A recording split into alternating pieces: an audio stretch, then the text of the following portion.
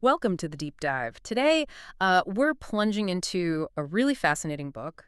It kind of flips our usual beliefs about, getting things done. Yeah, it's Think Less, Do More by Sean Rawls. Exactly. And if you've ever found yourself sort of stuck in that loop, endless planning, brilliant ideas maybe, but they never quite take flight. Then this is for you. You're in for some, let's say, surprising insights today. Yeah, definitely. Our mission here really is to unpack Rawls' ideas. They're pretty counterintuitive, focusing on action and clarity and how we make decisions. Mhm. We want to pull out the most vital insights for anyone who feels that paralysis, the overthinking paralysis. And show you a path out. Exactly. Show you a way to break free. Absolutely. So this deep dive, it's specifically for you if you're, say, a meticulous planner, maybe a perfectionist. Or an endless researcher. Right. Basically, anyone who finds themselves paralyzed by ideas but not executing. If your brilliant plans tend to gather dust instead of momentum. You are in the right place. Okay, let's unpack this. Sean Rawls really does kind of throw the traditional self-help script out the window. You really guys. We're always told, think big, plan carefully, strategize every little thing. But Rawls says, no, not quite. He urges more action. Yeah. Like significantly less planning. It feels almost rebellious at first glance, doesn't it? It does. And what's truly fascinating is his central idea, his thesis. It challenges something really core in society. Which, Clarity doesn't come from thinking. It comes from doing.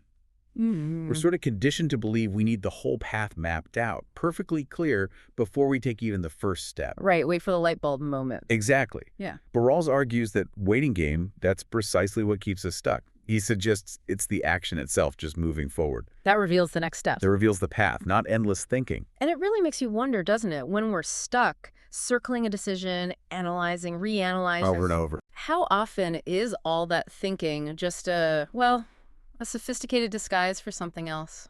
Like what? Maybe fear, fear of the unknown, or avoiding discomfort, or maybe just a lack of confidence to actually start.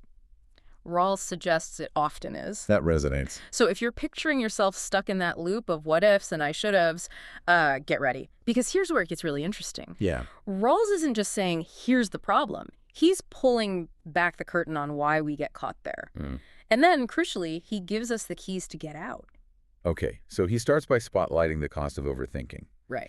He argues it's not just, wasting time. It actively steals opportunities. It paralyzes us with this illusion of preparation. Illusion of preparation, I like that. Yeah. And it leads to this deep regret for things we never even tried. What Rawls wants us to remember is sharp. Overthinking is procrastination in disguise. And, some research even suggests that for every hour we spend thinking about something without acting, we lose maybe double that in actual productive time later, just from decision fatigue. It's like a silent killer of momentum. Wow, that's a powerful thought. And kind of unsettling, right? Because for many of us, the instinct is to plan, Of course. to anticipate, cover all the bases. We see planning as being, responsible. Does Rawls acknowledge any value in planning, or is it always less is more? No, he does acknowledge thoughtful prep. Huh.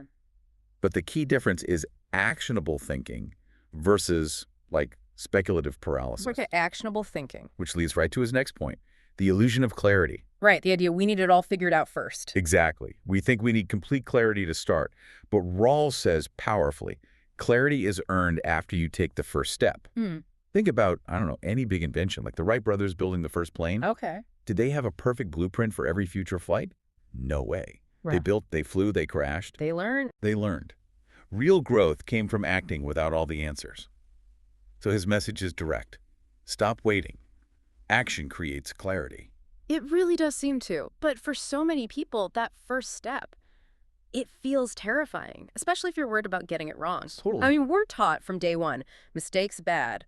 Does Rawls offer anything for that fear of stumbling? Oh, absolutely. He tackles that head on with what he calls the fear of imperfection. Okay. He says flat out, fear of failing or looking stupid keeps most people stuck. Simple as that. He sounds familiar. But he teaches this crucial, almost liberating lesson. Being wrong fast is better than being perfect later. Wrong fast. Yeah. Mistakes aren't failures to avoid at all costs. They're actually your fastest teachers. Reminds me of that whole growth mindset thing, right? Or challenges are learning opportunities. Exactly. So the vital insight here is don't fear imperfection, Oh, fear inactions. fear in action. Okay. And this clarity, this kind of acceptance of imperfection, it leads right into the idea that momentum is a mindset.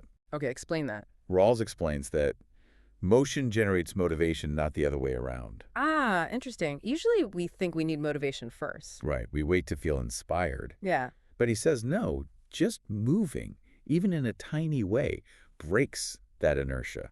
In any part of life, career, health, whatever. Like pushing a stalled car, you just need to get it rolling a tiny bit. Exactly. It's like that accomplishment cascade idea, that Yeah. little dopamine hit you get from finishing even a small task. Yeah. That fuels the next one. Yeah. So Rawls' point is vital.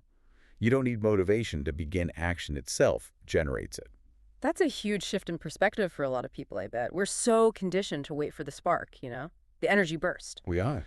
So if you're feeling overwhelmed by some big goal, how does Rawls suggest you get that first tiny movement going? Is there a trick to that micro step? Yeah, well, that's where he introduces the power of micro decision. Micro decisions. You don't need these massive leaps, just consistent small steps. He calls micro decisions just small actions taken repeatedly. Like the Kaizen idea.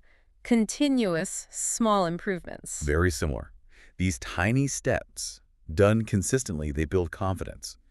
And they compound into really significant success, often way more than some perfectly planned big leap that never actually happens. Right, because it never started. Exactly. So this boils down to tiny steps done consistently are more powerful than big leaps planned perfectly. Makes sense. And finally, Rawls draws this really clear line between doers versus dreamers. Okay, what's the difference according to him? He really emphasizes that the crucial difference isn't smarts or talent. It's execution. Just doing it. Just doing it. Doers are the ones who, as he puts it, make peace with uncertainty and move anyway. Yeah, except it's not all clear. Yes. It's less about having the absolute most brilliant idea and more about getting an idea out into the world. What's often missed, but Rawls highlights, is that the world rewards finishers, not just thinkers. Finishers, not just thinkers. Wow. Yeah. Think about how many amazing ideas just evaporate because the dreamer never became a doer. So true. Okay, so we've unpacked the philosophy, we get the pitfalls, why action is so key. But what does this all mean for you listening right now? Let's get practical. Yeah, the actionable takeaway. But what can you implement, like, today from think less, do more? Okay, first, a powerful reminder. Act before you feel ready. Don't wait for perfect. Exactly. As we said, waiting for the perfect time is a total trap because, like Rawls says, there's no perfect time just now. Don't let waiting be your default setting. Okay, number one, act now. What's next? Second, set a timer on your thoughts. This is super concrete. Give yourself a hard deadline for the thinking part. Like, literally set a timer. Yeah. For instance, okay, 10 minutes to decide this, maybe 30 minutes max to plan the very next step, then move. It forces you out of that analysis paralysis loop. Stop the endless circling. Got it. Number three. Third, reframe failure as feedback, not defeat. Ah, the learning piece again. Yes, every action, right or wrong, teaches you something valuable. And the faster you act, the faster you get that learning. And the faster you can adjust. Precisely. Okay. Fourth, really embrace that. Momentum beats motivation. Remember, you shouldn't wait to feel like it. Just take one step. Just take one small step, because that very movement, it creates the energy you need. Movement creates energy. Love that. And finally, And finally, maybe the most freeing one, be okay with being a beginner. It's such a powerful reminder from Rawls. You don't need to be great to start, but you need to start to be great. so true. You have to start somewhere. Embrace the awkwardness of that first step. It's okay. Wow. So, think less, do more. Yeah.